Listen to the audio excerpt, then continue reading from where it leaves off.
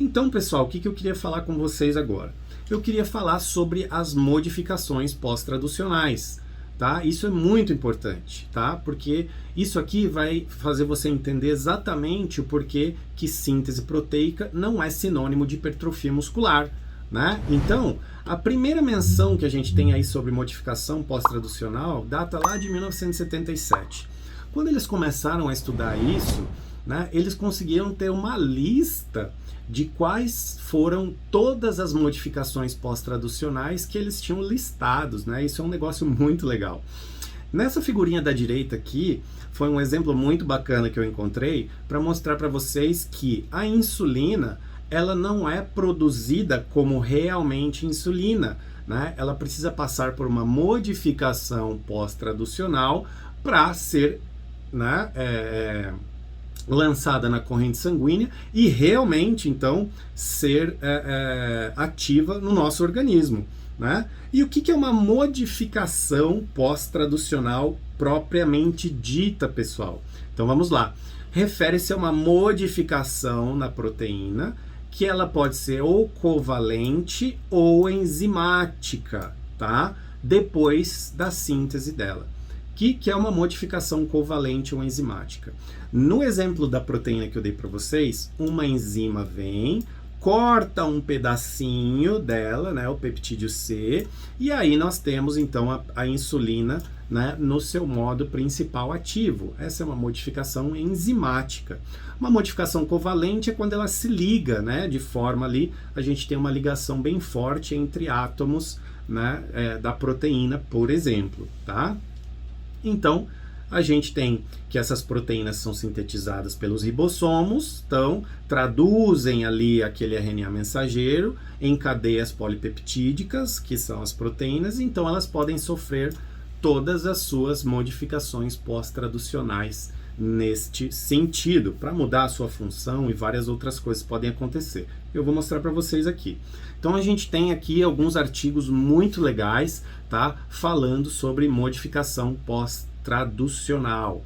Eu trouxe alguns artigos aqui da Nature e da Cell, que são os principais periódicos ali que falam sobre esse tipo de trabalhos de biologia molecular, tá, pessoal?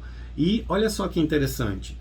Todas essas coisas aqui, elas podem acontecer e são chamadas de modificações pós-traducionais.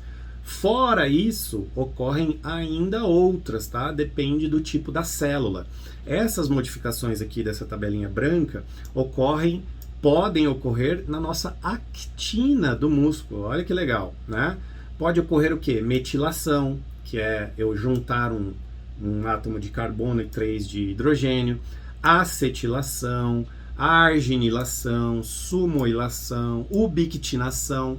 Vocês sabem muito bem o que é ubiquitinação, né? E para que serve, né? Olha só, vou colocar uma ribosilação, oxidação, cisoxidação, fosforilação, já falamos 355 mil vezes sobre fosforilação, né? Então olha só que legal. E por que eu coloquei essa glicosilação aqui fora, tá? De um outro trabalho que eu trouxe para vocês. Por quê? Porque é o seguinte, porque a glicosilação ocorre muito em estados hiperglicêmicos. Olha que legal, né? Então a glicosilação ela ocorre muito no estado diabético, por exemplo, né? E essa glicosilação, ela é uma das principais responsáveis pelos problemas que o diabetes pode causar. Então, olha só, glicosilar nada mais é do que eu adicionar uma molécula de glicose a uma estrutura proteica. Então, por exemplo, se eu glicosilar, né, um neurônio sensitivo, eu vou atrapalhar, então, a minha sensibilidade daquele neurônio.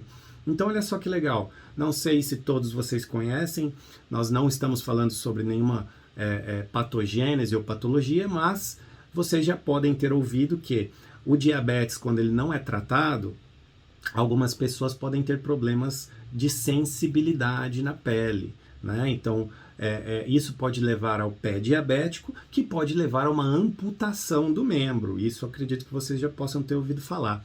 Então, olha só que legal.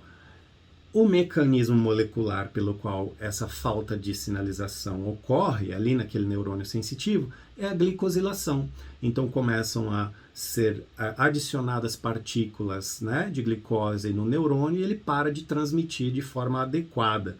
Então ali perde-se a sensibilidade. Olha só que impressionante. Isso é uma modificação pós-traducional. Tá? Muito legal. E olha só a fosforilação chegando aqui de novo. Olha como ela tem diversas funções, né? Quando eu falo de uma proteína que pode sofrer fosforilação, ela pode sofrer fosforilação e mudar a sua conformação. Olha só como essa proteína aqui, depois que ela sofreu fosforilação, ela muda a sua conformação, né? Ela muda ali a sua conformação espacial. E por que isso é importante? Porque quando ela muda a sua forma, a sua configuração espacial, ela pode perder a função, ela não vai mais ter função nenhuma, ou ela pode exercer outra função. Então lembra quando eu falei para vocês da AKT, lá no meu trabalho de doutorado, da AKT, da S6 e da 4-EBP1? Ela faz a função dela acontecer, estimular a síntese proteica mediante a fosforilação.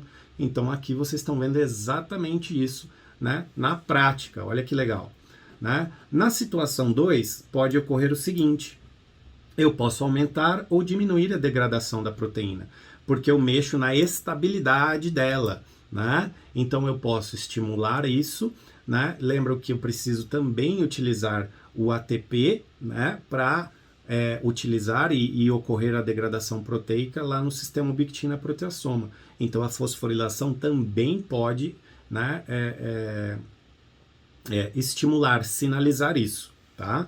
Aqui no item 3, eu posso aumentar ou diminuir a ocupação nuclear. Então olha só que legal, eu preciso, né, de proteínas no meu núcleo da célula para eu dar sequência, né, para eu dar continuidade na síntese de RNA e fazer então a minha célula funcionar adequadamente, tá?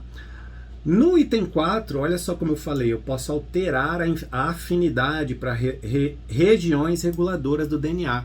Então é bem parecido com o item 1 que eu falei para vocês. Então se eu mudo a conformação da proteína, ela não consegue mais então, né, se acoplar no meu DNA para fazer, por exemplo, a cópia e fazer uma fita de RNA mensageiro. Olha só que legal, né? Isso aqui é bem importante, tem a ver com os nossos fatores de acoplamento lá, né, que são os E, I, F, né? Ou letrinha feia, mas vamos lá, segue o jogo, né?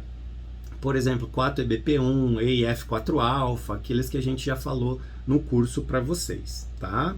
Qualquer coisa, volta nas outras aulas e dá uma relembrada lá, tá bom, pessoal? E lógico, pode ocorrer outras modificações por outras modificações pós-traducionais, né? Aqui a gente tem, né, que pode ocorrer ubiquitinação, sumoilação, né, acetilação e várias outras, tá bom, galera? Isso aqui é muito legal, muito importante, né? Ou seja, não é porque a síntese proteica está bem elevada que a hipertrofia está garantida. Nós precisamos então do quê? Né? Daquela cronicidade que eu falei para vocês, nós precisamos da constância e nós precisamos que o balanço seja mantido, né, mais a favor da hipertrofia do que da atrofia. Certo, pessoal? Muito bom.